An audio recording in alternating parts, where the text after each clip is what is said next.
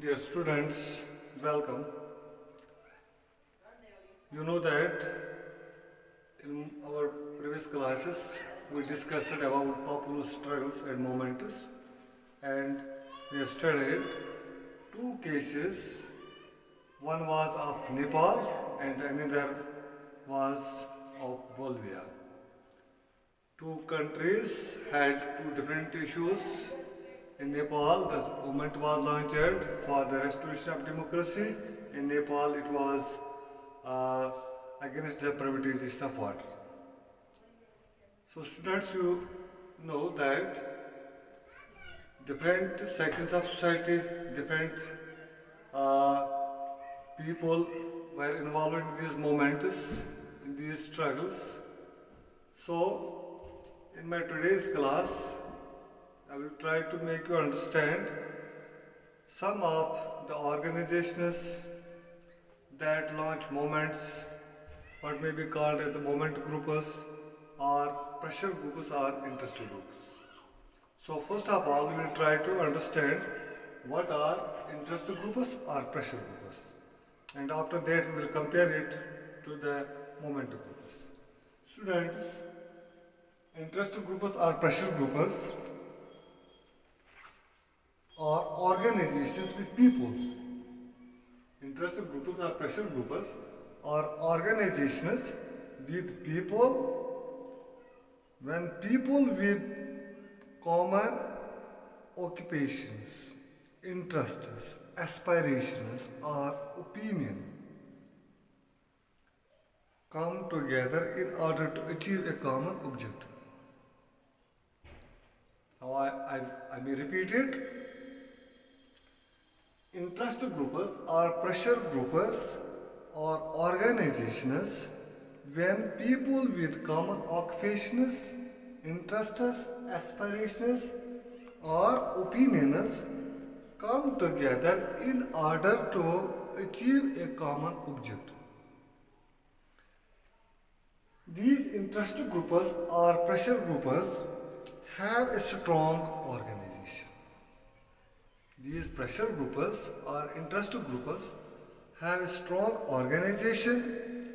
Their decision making is more formal and non-flexible.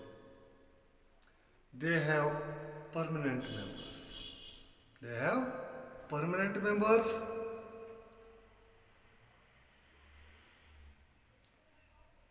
For example, trade unions, business associations, etc. These are interest groups and pressure groups. So, these interest groups or pressure groups are of two types. One is sectional interest group and another is public interest group. Now, let me first tell you what are sectional interest groups. Sectional interest groups seek to promote the interests of a particular section or group of society. Sectional interest groups seek to promote the interest of a particular section or group of society. They are sectional because they represent only a section of the society. They are sectional because they only represent a section of society. Their principal concern is the betterment and well-being of their members. They promote selective goods.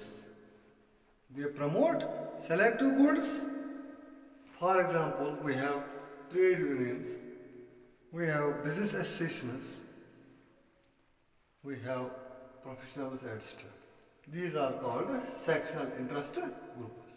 Likewise, we have, as I told you, the second category, that is public interest groups.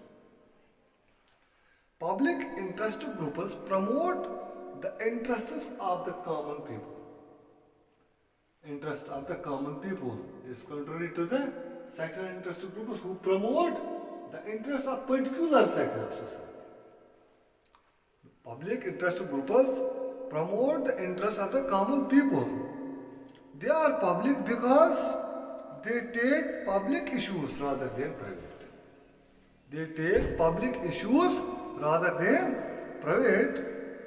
Their principal concern is the betterment of the whole society. Their principal concern is the betterment of the whole society. They promote collective goods. They promote, while sectional interest groups promote selective goods, but public interest groups promote collective goods. For example, FEDECO, human rights organizations, BAMSIF, etc. These are public interest groups. So students, now we will compare it to the momentum groups. What are momentum groups?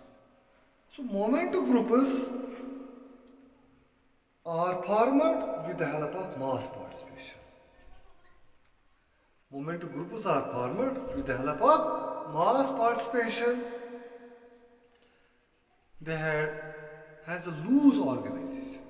They has loose organization. Their decision making is more informal and flexible. More informal and flexible. They depend much more on spontaneous mass participation. They depend much more on spontaneous mass participation. For example, we have intellectual moment.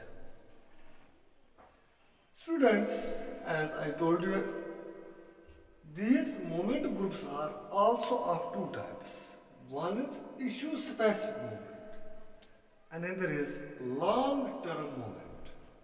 Issue specific movement and long term movement. Now, first of all, we will look the issue specific movement. Issue specific movement seek to achieve a single objective within a limited period.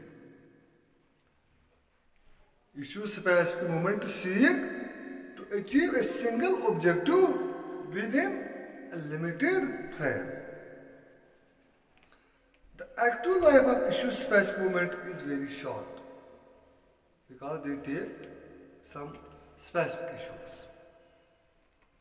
For example, the Nepalese movement for democracy rose with the specific objective of reversing the king's order. This is an example of issue specific movement. As you know, the movement that was launched in Nepal, that was for the restoration of democracy and revocation of the orders of king. So, when we talk of long-term movements, they seek to achieve a broad goal in the very long term. Broad goal in the long term, very long term. The active life of long term movement is very long. They are not short, it's very long. For example, we have environmental movement, that's a long term movement. So students, I think you have understood what are pressure groups or interest groups and how they are different from moment groups and what are their different types. I hope that's enough for today. See you in the next class. Goodbye.